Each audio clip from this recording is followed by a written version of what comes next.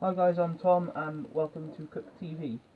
There was a bearing video in the last week or two um, that was talking about a school, well actually the entire province of Victoria I think it was, and their educational minister uh, basically teaching feministic theory as actual objective fact.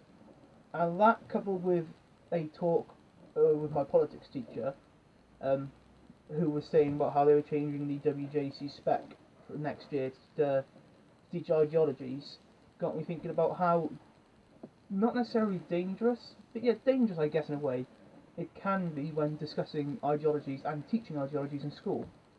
Because you always have the danger of misrepresenting ideologies or even talking about ideologies in a negative light. There's a difference between debate and just sort of slander, basically. If you take the example of my politics class, I know that I'm the only right winger in that entire class. Everyone else is left wing. I mean, I even openly asked them, because there's only about 6 or 7 of us in the class, and they all said that they were all left wing, even the teacher. So it has to be, you have to take into account the ideological thinking of not just the teacher but the students as well when you're teaching ideologies, because in politics class we always end up doing debates, and obviously politics class, political ideologies.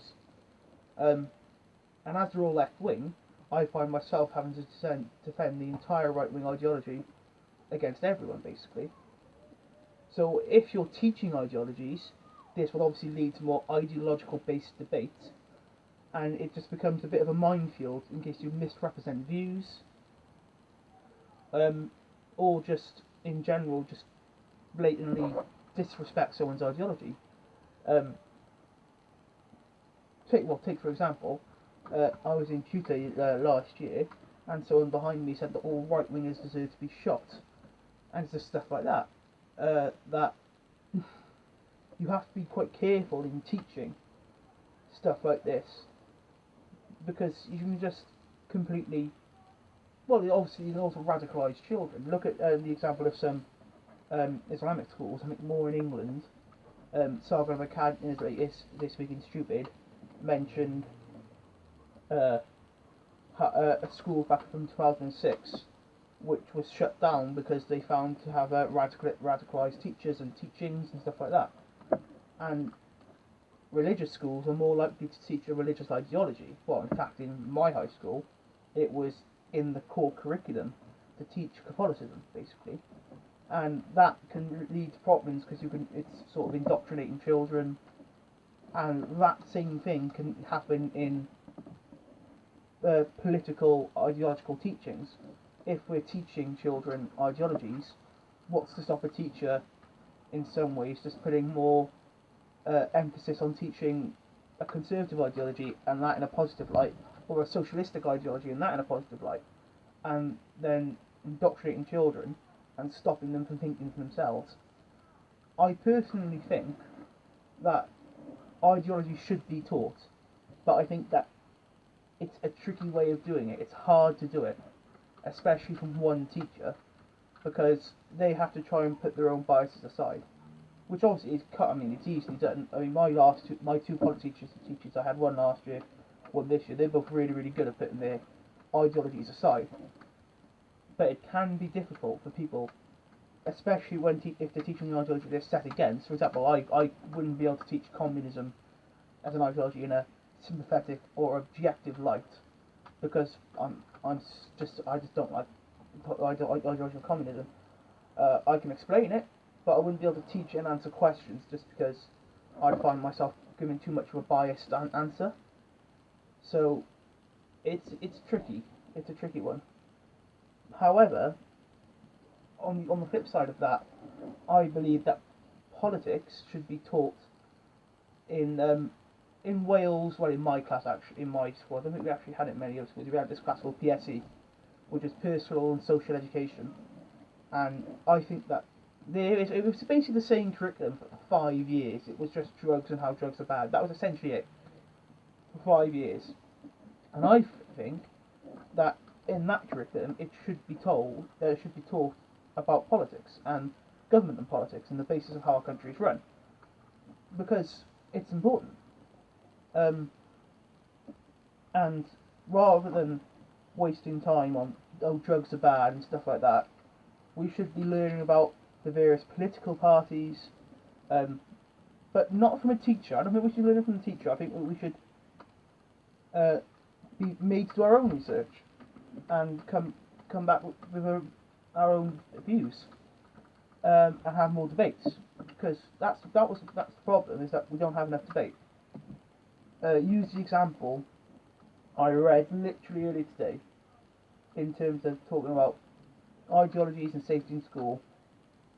I read from Milo's site that in a university in America, they are hosting person of colour only social events, no whites allowed, and they're bringing back segregation, and that's because these people have been brought up in safe spaces and ideological echo chambers, and that is just causing a problem, and that's just not right. You shouldn't be brought up having no views challenged, but evenly you shouldn't be brought up having one view pressured on you. So I do feel immense sympathy with the teachers who have to teach this WJC course next year. It's the same in history. We have to learn about historiography and ideologies in history and stuff like that. It's the same sort of thing. But these people, it's so much worse in America.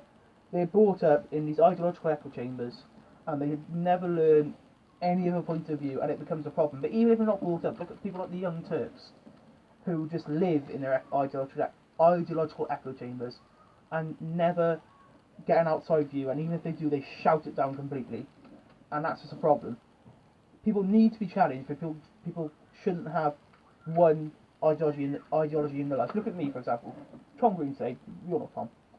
He's a Trotskyist, and I'm a libertarian conservative. So we have very, very opposing views, and we debate. It would be boring if I just brought on another libertarian conservative, or even an authoritarian conservative. We'd have a bit of debate about that, but it would be boring when it comes to the economy and stuff like that. Whereas if we have someone like Greenslade, who is a Trotskyist, every aspect of the political life we oppose on. So we can debate literally anything. Same with my friends James and Jess, they oppose me on literally anything. If I was just friends with conservatives, it would be a very, very boring lifestyle, very boring to have political discussions. It's good to be friends with people who have opposing ideological views, but it's also good evenly to be friends with people who do have the same ideological views. But you should never force your ideology on someone else, and you should be careful about teaching ideology to people who have to study it for a course, for example. It's problematic. In danger of rambling on, I think I'm going to end this video here. But never shut debate out of your life. I don't think so anyway. I just think you should always be open to debate. If I could, I'd have Greenie in every single video of mine. But he's a knob who's just, I don't even know where he is right now. It's because I probably text him. But yeah, that's it for today, guys. See you next time.